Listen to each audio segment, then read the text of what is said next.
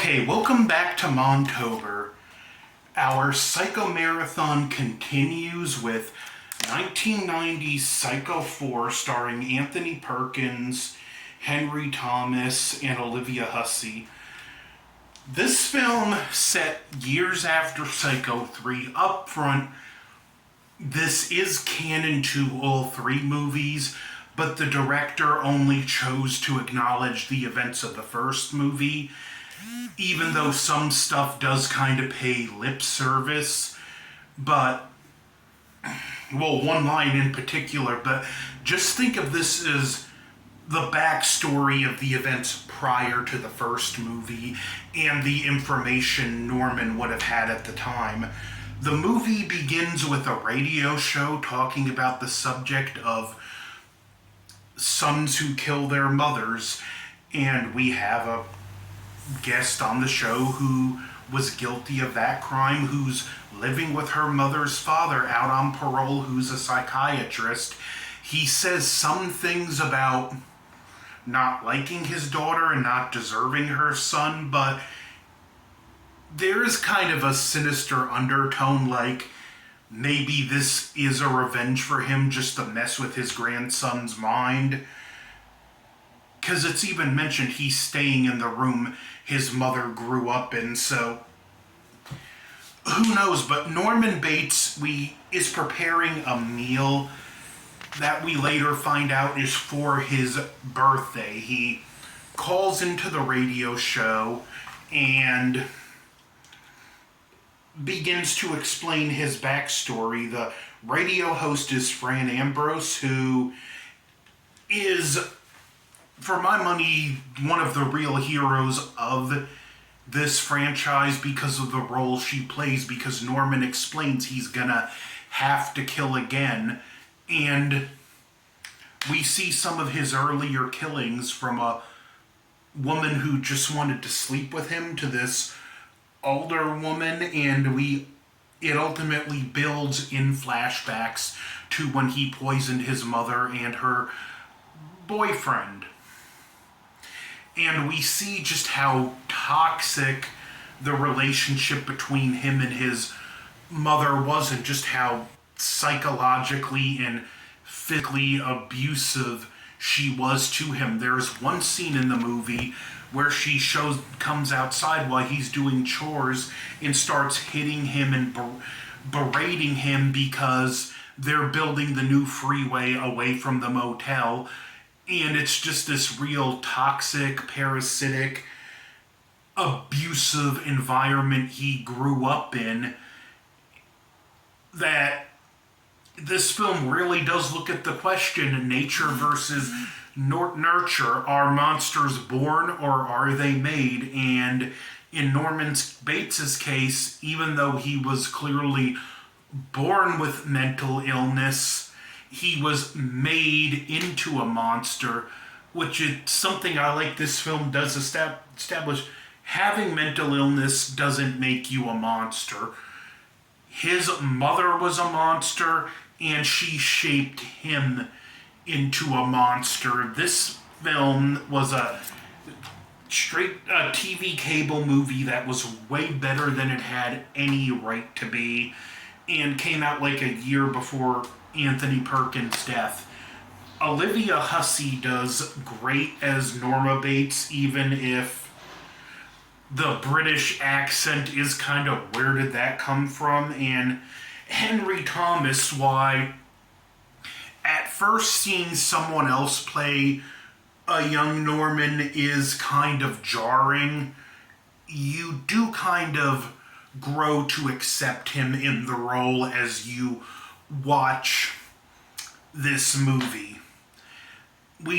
Norman does admit on the radio show that he's gonna have to kill again, and Fran Ambrose does everything she can to keep him on the show. Eventually it's revealed that he's married and his wife got pregnant. Now, how did he get out again? Granted, you're going to have to suspend some disbelief, but long before even I was born, and I was born in '86, the California justice system has had more holes in it than a warehouse full of Swiss cheese.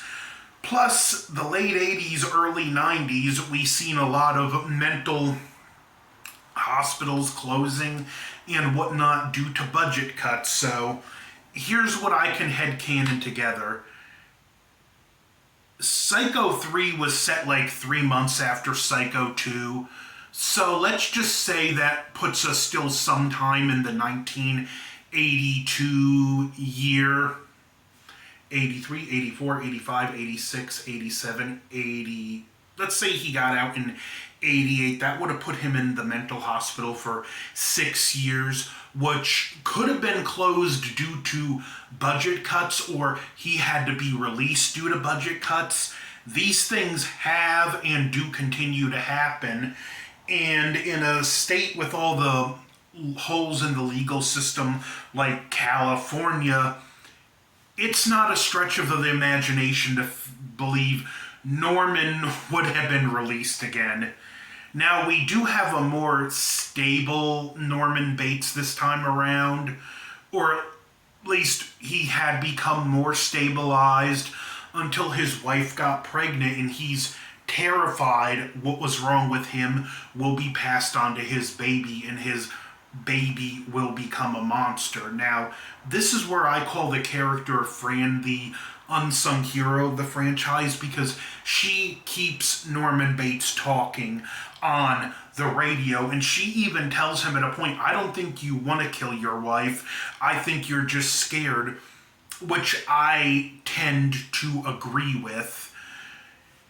Now, he does mention one line on the phone about the number of people he's killed, and if you take the events of Psycho 3 into account, the number is more in line with that. So there is a little bit of lip service, but he's only giving us the knowledge he would have had at the time in the flashback.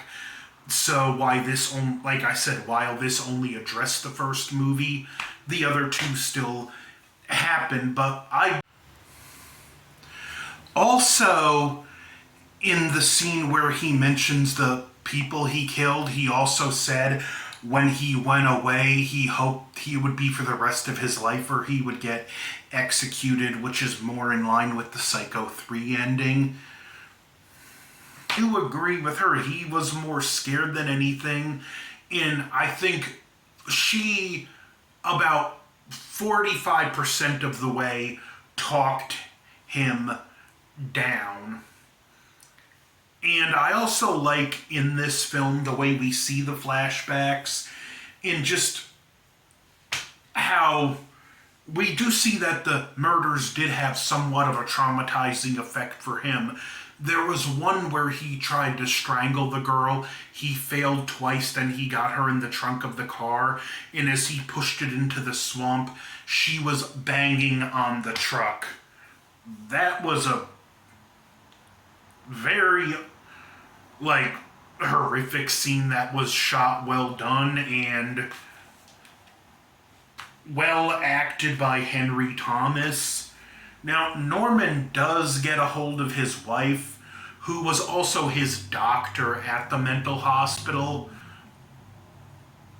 and she gets her to come to the motel/house, and he does try to kill her, but she manages to talk him down. And I'm going to get to the poisoning scene, but actually scratch that. Let me rewind. Now, when we finally get to the point where he kills his mother and her boyfriend, we do see a bit of a build-up, and we see that even he's abusive to Norman with this boxing lesson where he punches Norman in the face, bloodies his nose, and they both laugh about it. And when we finally get to the poison scene, it's very brutal. Their deaths are long and drawn out. First, we see him, the boyfriend, take a big, just drink all the tea in one shot that's laced with the poison. And then we have a slow build-up before she drinks. And it does ramp up the tension because we know he just there's a ticking time bomb, and the two of them suffer a excruciatingly long and drawn out death. And then that's when Norman decides that it's time to kill his wife. He gets her to come to the Bates Hotel. Bates Motel, I mean, and she does manage to talk him down. And I do like this because the other times Norman put the knife down, it was basically taken away from him. This time, he puts the knife down by his own choice. Then he decides to burn the house to the ground, or at least try to, and he gets stuck in the house and has to escape through the basement entrance. Hello, it's me from the future, due to the magic of video editing, because due to technical difficulties, part of my review did not record. In fact, it just stops.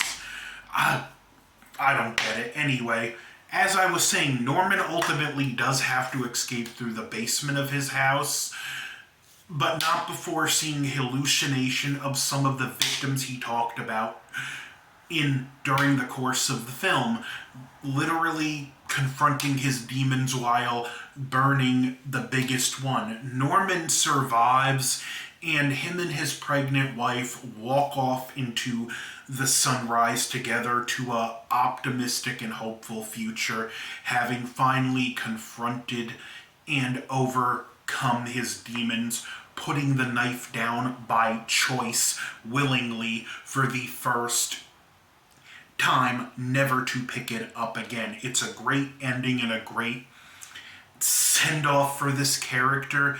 Now, after this video, the next video, which I already have recorded, and it is so weird to be talking about a video that's already fully produced in the past tense, but telling you, the viewer, about it in the future tense.